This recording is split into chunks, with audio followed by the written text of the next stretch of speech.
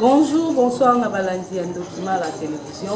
Ils avons Gaël Chou, votre servante. Donc, le long de l'émission, la biso quand on est Zalaka. Donc, le long de plateau, nous avons voté comme d'habitude. Nous avons fait du souhait. Nous avons fait marché. Donc, merci beaucoup. Nous avons fait pour s'abonner.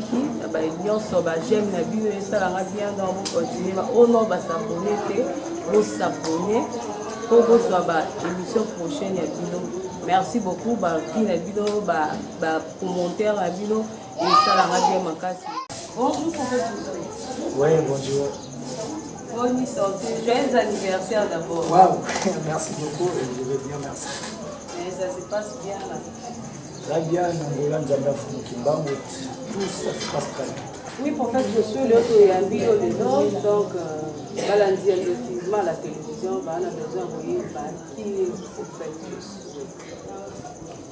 Oui, merci pour cette question. Le prophète, je suis ce que je suis. Je suis le prophète, je suis qui a engagé de moi. Au Nazali, je suis un serviteur de Dieu depuis ma naissance. Comme on me dit, dans le canal Jérémie, il était consacré prophète depuis le ventre de sa mère. Et moi également, je suis un prophète depuis le ventre de ma mère. Ok, donc vous avez prophète depuis ma maman, donc ça veut dire que dans tout ce qui est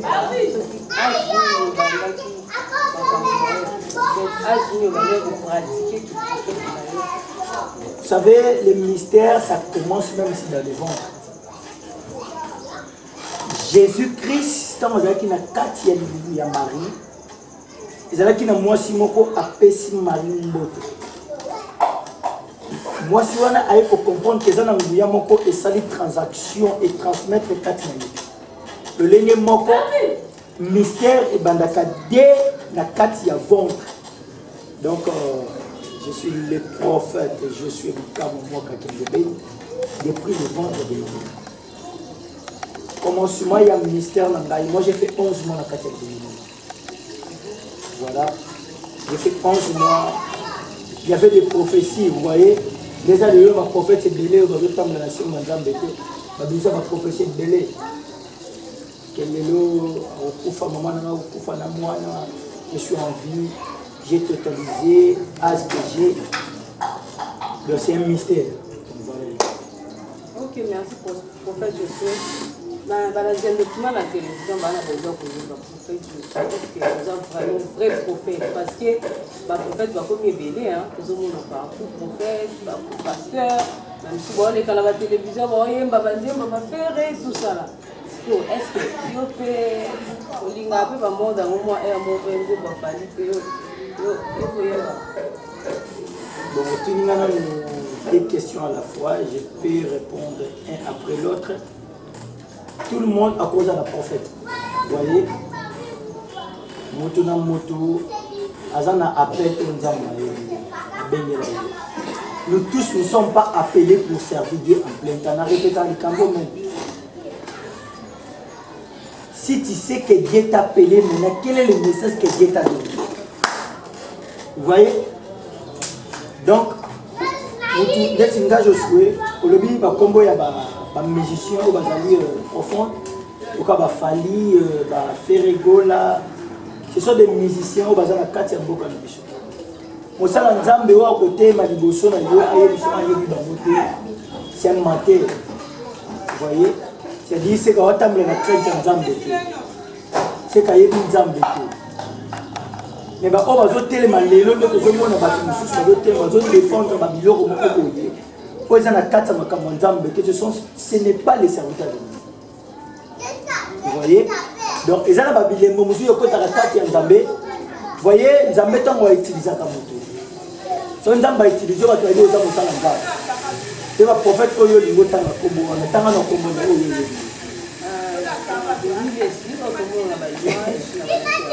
Le prophète de Miles. Bon, pour la bino de l'Oisa prophète. Pour la bino de l'Oisa prophète. Pour Nangaï, à sous prophète. Il était un serviteur de Dieu. Moi, je vais utiliser. Au moment où Nzambe a l'ongwaka katia motu a l'ongwaka a détourné Nzambe. Parce que le corps mokili et yeba qui est kaza prophète, faut attirer le titre et qui prophète. Faut a détourner Nzambe. Ok, on va comment vous aider. Mais il y a un hypocrisie, à ça veut dire quand même des gens qui bon parce que le prophète aussi doit avoir autant de hypocrisie. Mais il y a la kisindenge azala. Non. Toi na tangi ba komba ba fali, na tangi ba komba faire ngo na bombi bango. Je viens de te dire que ce sont des musiciens au bazana katia Congo na biso na mboka na biso. Maintenant, mutu abandi ko détourner Nzambe akoma ko longa makambo nzambe. Ami ko se basé na makambo ya moki. Supposons une autre fois na uti ko landa, uti ko lobake ngana sali miracle. Non, mutu sala miracle za. Jésus-Christ a le bien que le bien nous dit mutu wa ko sala miracle na Congo na ngate za miracle nzambe te. Yo lo ba yo sala miracle yo za na. Mais il pas ça miracle. Oui, nous tous to lobake Zambé en Fumutumbangu, Zambé Jésus-Christ a dit qu'il s'est montré Songolo. Mais derrière Jésus-Christ, il y a quelque chose qui est caché. Donc voilà. Ok, pour faire des choses, tout le monde a l'image dans Internet. C'est que vous avez mis ça, Mitsoko, Makila, Bambembe, tout ça. Maintenant, est-ce que Ozo sa po ba prophète ba lobarake ba sali ya Nzambe mingi ba lobarake non eloko ekota na molili ekobima pe kaka na ndenge ya molili po ba se poser ba question ba ndeni prophète Josué eloko ekota na ndenge ya molili ya komo bimisa ngona miso bato ba komo mona wana eza esusu bonzambe te yo ko loba ni pona likambo wana Jésus-Christ de Nazareth, le Dieu de Simon Kimbango. D'abord, nous prions le Dieu de Simon Kimbango. Simon Kimbango est venu pour la La Bible nous dit dans le Acte des Apôtres, chapitre 9, la bande le verset 17. La Bible nous dit Ananias, lorsqu'il fait arriver dans la maison de Saul, ils posant les mains à Saul, ils disant Saul, mon frère, le Seigneur Jésus qui est apparu sur le chemin, c'est lui qui m'a envoyé pour que tu recouvres la vie. Le verset 18, la Bible nous dit ceci. Au même instant, il tomba de ses écornes des écailles et il recouvre la vie. Voilà pourquoi je viens de te dire.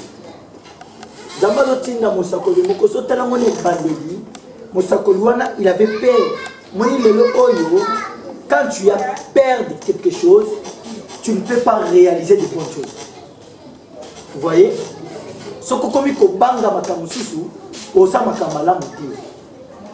Parce que tu as peur.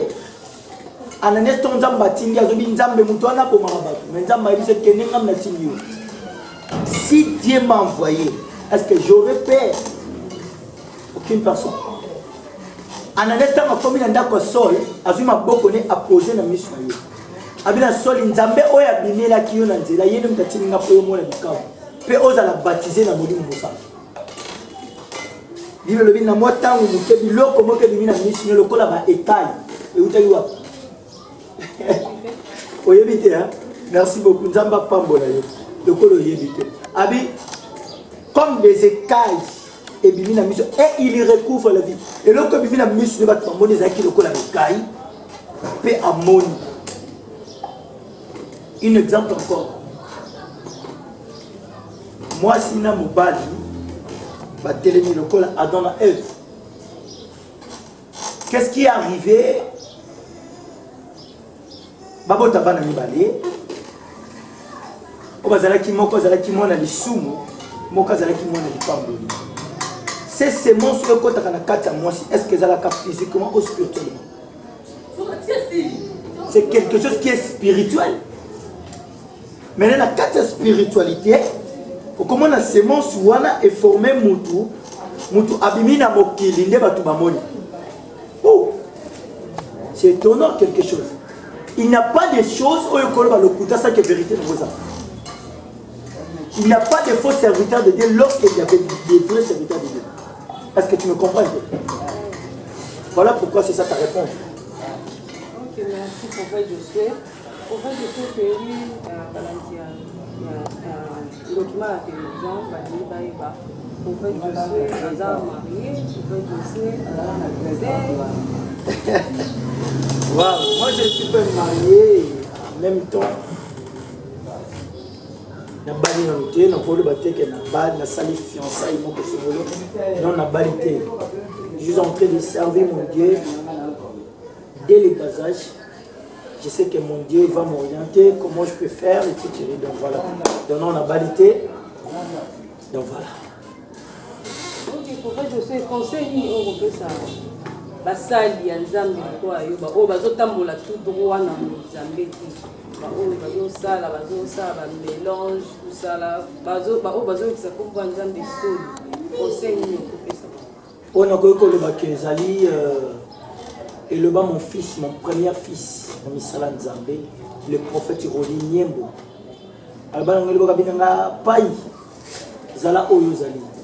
Gardez ton silence. La tête à silence et nous ça kabatu bazaka ba yuma bazaka ba zuba bazaka ba tout moko boye ko bazama kasité. J'ai remercié à mon enfant encore tant pis Milolo. Il m'a dit gardez ta silence. On est bato bazo sa misala nzambe na soloté. Le ko la prophète ou dire ko tanga comme on a dit ko le prophète de Niles. Azalaki Moussala Nzambe. Azalaki Moussala Nzambe. Je dis, je le répète. Nzambe tango alongwe kati na ye pour aluka mbongo na ye à vivre dans mokili. Sengeli a se communiquer na bato yo bazo sambela Nzambe na solo. Voilà pourquoi aujourd'hui Bible zo yebisa biso ba mikolo ba kolota ndoto mala miki bakosa. Papa botika misala Nzambe na kimia botika la biso to sala misala Nzambe. Bolonga ba distraction bo mema bato. Les musiciens boyés, non, nous ne sommes pas là. Amenez-nous dans la parole du Seigneur. Comme la Bible nous dit, répondez-vous car le royaume de ses proches. Jésus-Christ il revient bientôt.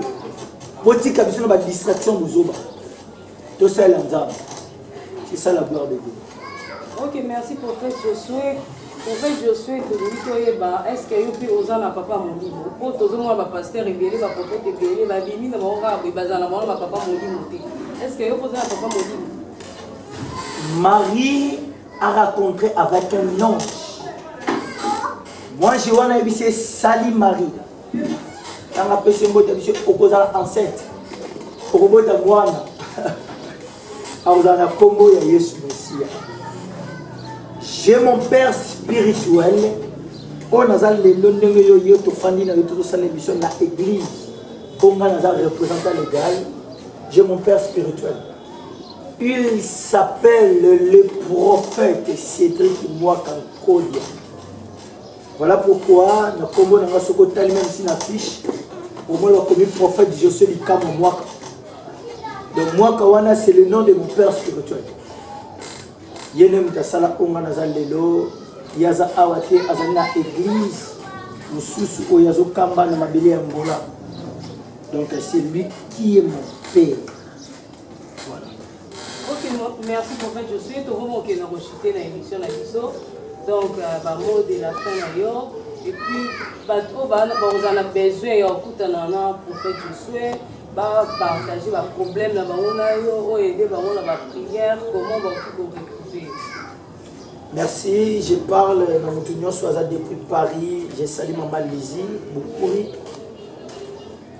Je souhaite qu'il y ait béni Ilumbu Mwaka Bikamo. Azana Bilo Lobo. Dans le bien de mon union, Oyo Sambela Nzambe ya solo.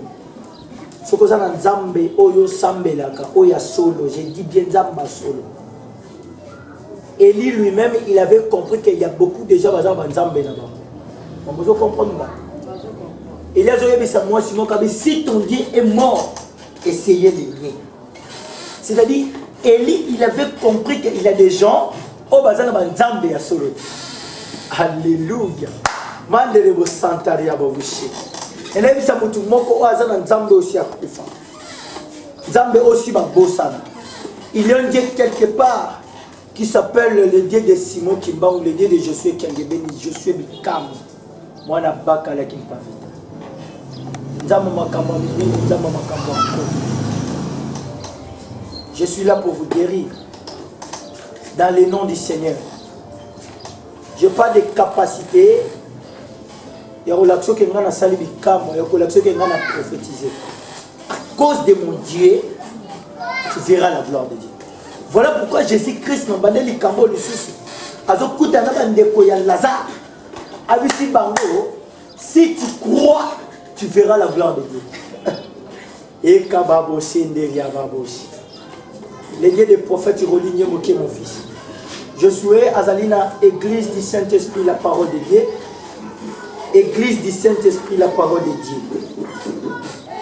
Azalina, commune, topé na RDC, district Yachango, na commune Yanjili, na quartier 13, avenue Mumbamuna, numéro 22. Numéro de téléphone. 00 243 89 48 53 998. Je répète, 00 243 89 48 53 998. Voilà les prophètes Josué. Oyo akosala na yo nazala basala ebele l'église ba évangéliste c'est dans les padres ba ozala na biso omona ndenge ni bakoya mama bati ko poso na makamba pamba na bakosala obando bonde la nzambe so ebi muto omuna na yeto obunze ndenge bate bele basambelisa bango na bangomba ganga au nom de Jésus-Christ oye bate na obunda na ndani ba moto boke kenda. Vous devez comprendre qu'ils attendent que Nzamba na bato lokola ngai. Nzamba pesa biso na bomwana bo. Maman na ngai. Batika ba distraction ba pasteur Denis, ba prophète Denis c'est un distracteur. Azo distraire peuple de Dieu. Vous demandez Denis c'est qui? C'est un distracteur. Il est devenu un distracteur. Azo distraire peuple de Dieu. Sur le corps bato ba landa kaye Nzamba na yese ke ba kumisa mutentel. La musique, ce sont des distractions. Moi, je salue mon prophète Cédric qui voit comme code. Et je salue le prophète Roli Niembo. C'est lui qui est mon fils, mon premier fils. Abonde la Nzamba Solo. Tobonde la Nzamba Solo. Dernièrement, il y a ma journaliste il faut comprendre la vie spirituelle. Il y a des choses pour comprendre il faut dans la carte spiritualité. Dans la carte spiritualité, tu vas comprendre ce qui se passe spirituel. Or, la Bible nous dit en réalité que l'homme c'est l'esprit et c'est l'esprit qui fait l'homme. Je salue le pasteur Jean Mayata, là où il est, que je te salue. Que Dieu te bénisse là où tu es, au nom de Jésus. Amen. Amen. Merci beaucoup na balandi ya document ya émission. Merci beaucoup na patiente na bino ba ebotala ki émission ya tina suka dans vos zapete botala tina suka ba vie na bino ça la bien ba commentaire na bino pe ça la bien. Merci beaucoup na ba émission non ba s'abonner bo s'abonner massivement pour la prochaine émission. Na pesi mbote na dans la caméra na Merdi Makengo. Merdi Makenda. Na pesi ba mbote belé. Merdi Makenda. Merdi Makenda dans Bambote Bélé. Bonne sœur, Lorette Chou, Nangola, Baba Bon, Bambote Bélé, ma petite sœur chérie, c'est Chou.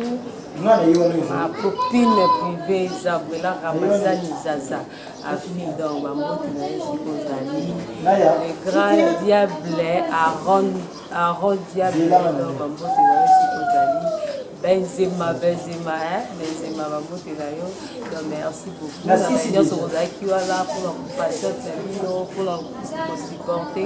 Donc merci. On se retrouve à la prochaine émission. Bisous. Bye.